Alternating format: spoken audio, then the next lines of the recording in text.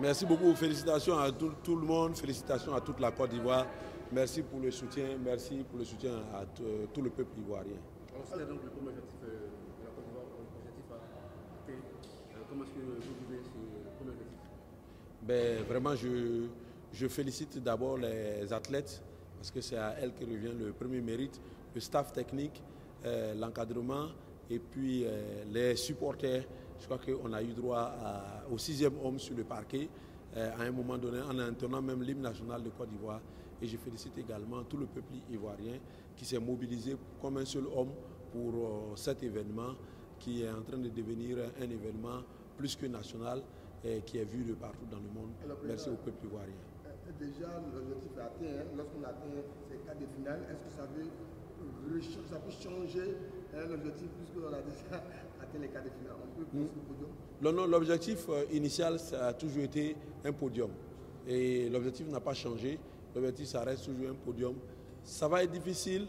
Comme j'ai dit, c'est une compétition très relevée. Vous avez vu, les équipes qui étaient attendues à un certain niveau n'y arrivent pas. D'autres qui étaient attendues à un niveau plus bas sont en train de le montrer.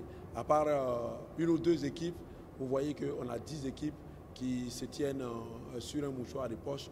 Donc on a nos chances à jouer et on va les jouer jusqu'au bout. Alors, Président, nous sommes à une victoire de demi-finale, ce qui sera synonyme de qualification pour la Coupe du Monde. Alors, avant ce match, quel est le message que vous allez véhiculer aussi? Ben, moi, je n'aurai pas de message particulier. L'objectif, je l'ai fixé dès le départ, c'est le podium. Donc, si les filles peuvent atteindre ce podium-là, cela nous qualifie directement pour la Coupe du Monde. Et c'est ce que nous attendons tous, c'est ce que le peuple ivoirien attend. Et maintenant, si on peut avoir plus, comme j'ai dit, le podium, c'est la première, la deuxième ou la troisième place. Président, lors de la cérémonie d'ouverture, on a vu un public un peu passif. Aujourd'hui, on a senti un public qui était dans le match jusqu'à la fin. Et puis une grande mobilisation au niveau du palais des sports.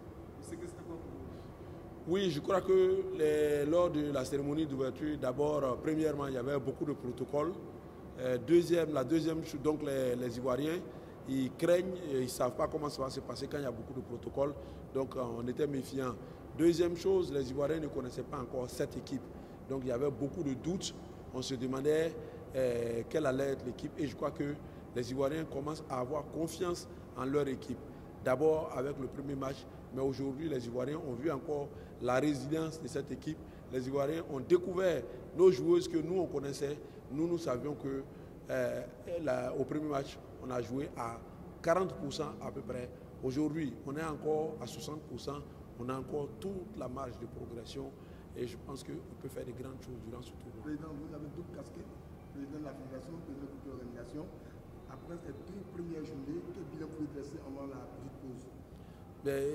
Pour ce qui concerne l'organisation, nous avons en tout cas, nous sommes en train de le réussir, nous sommes en train de la réussir plutôt, mais il y a toujours des réglages à faire. Nous faisons des points réguliers à 23h30. On essaie de faire tout le point. On essaie de faire également un brief le matin avant de démarrer chaque journée et pour pouvoir redresser ce qui ne va pas. Et j'avoue que les 2 premières journées se sont mieux déroulées que la première journée. Ainsi de suite, on ne veut que s'améliorer dans l'organisation. Comme vous avez vu, aujourd'hui, il y a eu la mobilisation. Le Palais des Sports a refusé du monde et c'est ce qu'on attend du peuple. Vous avez de la billetterie, la billetterie? Oui, la billetterie, ça se passe bien. Au début, les uns et les autres n'étaient pas habitués à ça. Je voudrais déjà présenter aussi les excuses du comité d'organisation. Mais vous savez, lorsque nous faisons ce type d'organisation, on essaie d'améliorer les expériences que nous avons vues sur la CAN. C'est pour ça que nous avons essayé d'éviter au maximum la manipulation des espèces. Et bon, maintenant, ça peut causer quelques petits torts, mais le public commence à s'y habituer et tout le monde commence à prendre ces tickets tôt. Nous craignons encore pour le match des quarts de finale, mais on va essayer d'avoir beaucoup de points de vente des tickets physiques pour que l'accès soit le plus démocratique possible. Merci, Président. Merci beaucoup.